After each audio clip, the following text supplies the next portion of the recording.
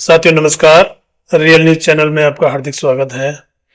America के राष्ट्रपति Donald Trump के व्यापारिक हितों के सलाहकार पीटर नवारो, जो काफी पहले से उनके सलाहकार बने हुए हैं और डोनाल्ड ट्रंप उन पर विश्वास भी सबसे ज्यादा करते हैं, उन्होंने अब एक बयान दिया है जिसमें उन्होंने कहा है कि भारत के ब्राह्मण रूस से तेल खरीदकर बहुत ज्यादा मुनाफा कमा रहे हैं और जो अमेरिका ने भारत पर 50% टैरिफ लगाया है, जिसकी वजह से उसका नुकसान भारत की सारी जनता भुगत रही है।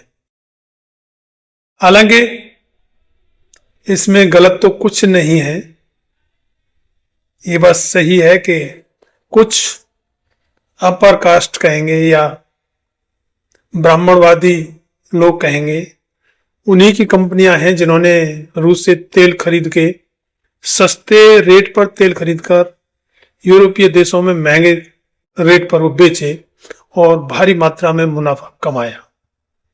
इसमें एससी एसटी ओबीसी का शायद कोई आदमी ऐसा नहीं कि जिसकी कंपनी ने या जिसने रूस से सस्ते रेट पर तेल खरीदा हो, इसमें खैर कोई दो राय नहीं है। लेकिन पीटर नवारो को भारत की जाति व्यवस्था का पूरा ज्ञान नहीं है, इसलिए उन्होंने ब्राह्मण शब्द का इस्तेमाल किया है। अगर उन्हें ज्ञान होता तो सवर्ण कह सकते थे या ब्राह्मणवादी कह सकते थे। ये ब्राह्मणवादी लोग हैं या सवर्ण हैं जो कंपनी बनाकर रूस से जिन्होंने तेल खरीदा और महंगे रेट पर यूरोपीय देशों को बेचा और जिससे भारी मुनाफा कमाया, लेकिन उसका हर्जाना अब पूरे भारत की जनता भुगत रही है, जिसमें 50% टैरिफ जो अमेरिका ने भारत पर लगाया है, उसमें एक्सपोर्ट कंपनियां जो थी उनके जो यहाँ स्टाफ काम करता था उनको निकाला जा रहा है और कंपनियां ठप होती जा रही हैं। तो इसका नुकसान सारी जनता को हुआ, लेकिन पैसा कमाया कुछ लोगों ने। अब इसको कुछ लोग, खासकर भारत के ब्राह्मणवादी लोग, इसकी भारी विरोध में लग गए हैं या कहेंगे इसकी भारी आलोचना कर रहे हैं कि किसी देश को दूसरे देश के आंतरिक मामलों में इस तरीके से व्यवहार नहीं करना चाहिए। लेकिन उसमें एक बात और है कि ऐसे लोग जो ये कह रहे हैं कि किसी दूसरे देश को एक देश के अंदर की बातों में, खासकर जाति व्यवस्था जैसी बातों में बात नहीं करनी चाहिए, तो उन्हें यह भी सोचना चाहिए कि जब पिछली बार के ट्रंप का पिछली बार जो राष्ट्रपति पद का प्रचार प्रसार चल रहा था, उस समय भारत के प्रधानमंत्री नरेंद्र मोदी जी ने अमेरिका में जाकर कहा था कि अब की बार ट्रंप सरकार। तो ये भी तो किसी एक देश के शासनाध्यक्ष को दूसरे देश में नहीं करना चाहिए।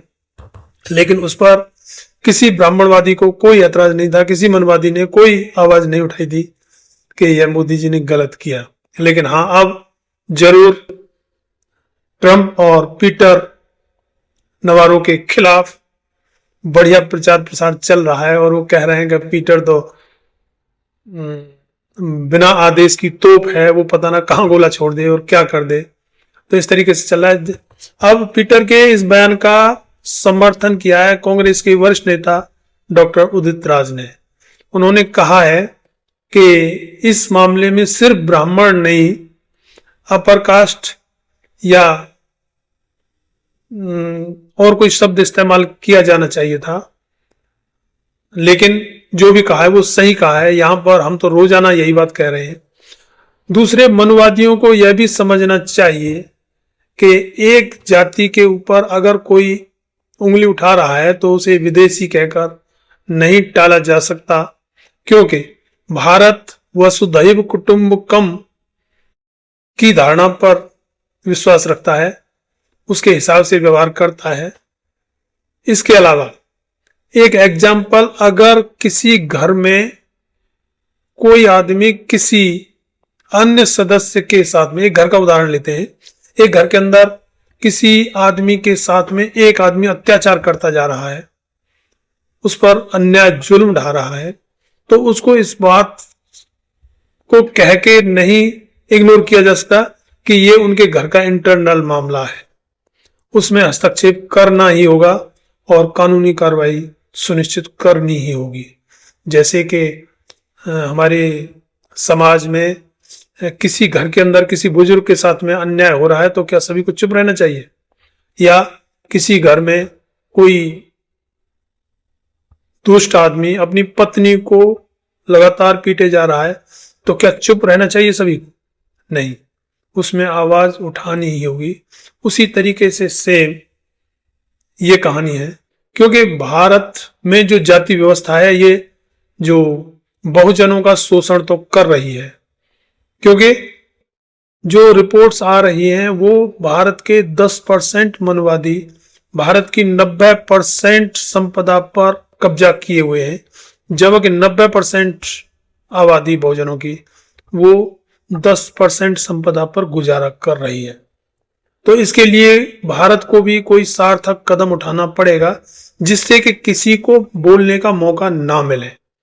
अगर यही जो रूस और तेल की जो बात हुई, अगर रूस से तेल खरीदने की, अगर 3 कंपनी सवर्णों की है तो इसमें 1-2 कंपनी अगर बहुजनों की भी होती तो किसी को भी ये कहने का मौका नहीं मिलता। ये भी हमारे भारतवासियों को, खासकर सवर्णों को, मनवादियों को या ब्राह्मणवादियों को ये भी सोचना पड़ेगा और सोचना चाहिए, तभी इन बातों का निराकरण हो सकता है। सिर्फ अमेरिका के राष्ट्रपति के जो व्यापारिक सलाहकार पीटर नवारो हैं उनकी आलोचना करके हम इस चीज को जायज नहीं ठहरा सकते। हालांकि फौरी तौर पर उनकी बुराई कर सकते हैं, आलोचना कर सकते हैं कि उन्होंने ये गलत कहा है, लेकिन कब तक? अगर हमारे यहाँ ये चीज नहीं होती कि सिर्फ 3% ब्राह्मणों ने पूरी मीडिया पर कब्जा कर रखा है, क्या ये सत्य नहीं है? और सत्य है तो क्यों है? लोकतंत्र में बहुजनों की भी तो हिस्सेदारी होनी चाहिए जो 90% के करीब हैं, लेकिन इस बात को वो ब्राह्मणवादी या वो मनवादी लोग नहीं कहेंगे जो फिलहाल पीटर नवारो की आलोचना में इतने अंधे हो गए हैं कि पता नहीं वो क्या क्या बोल रहे हैं कि वो तो इस तरीके का आदमी है, वो तो इस तरीके का आदमी है, और पता नहीं आवारा और बहुत बातें कही जा रही हैं। लेकिन उसको कहने के बजाय उन लोगों को यहाँ भी जो जाति व्यवस्था में वर्ण व्यवस्था के हिसाब से जो एक वर्ण का, बहुजनों का जो शोषण हो रहा है उसके निराकरण के लिए भी सवर्णों को आवाज उठानी होगी। अगर देश का भला चाहते हो, अगर देश के ऊपर कोई उंगली ना उठा पाए तो हमें अपने अंदर भी झांकना होगा और उसका निराकरण करना होगा। हालांकि डॉक्टर उदित राज ने कहा है ये कि इसका निराकरण होना चाहिए और ये कोई गलत बात पीटर नवारो ने कही है, कोई गलत बात नहीं कही है, लेकिन इनका निराकरण तो देश के अंदर भी होना ही चाहिए।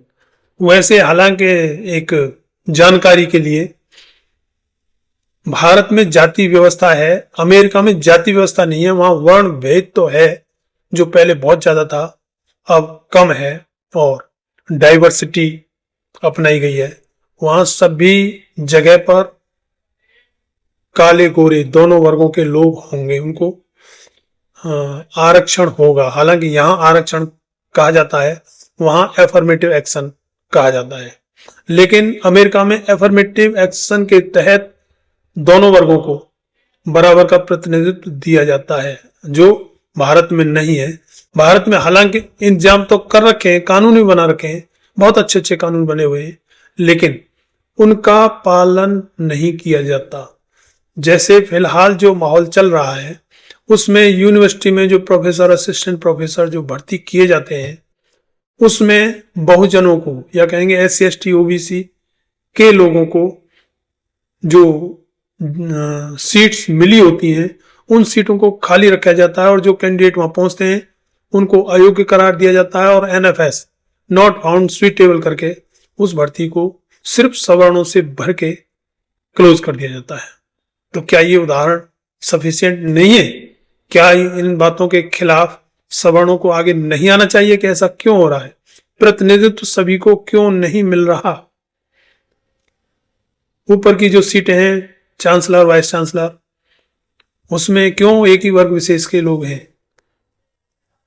हाई कोर्ट, सुप्रीम कोर्ट में बहुजन जब 90% हैं तो उनके जज 90% क्यों नहीं हैं?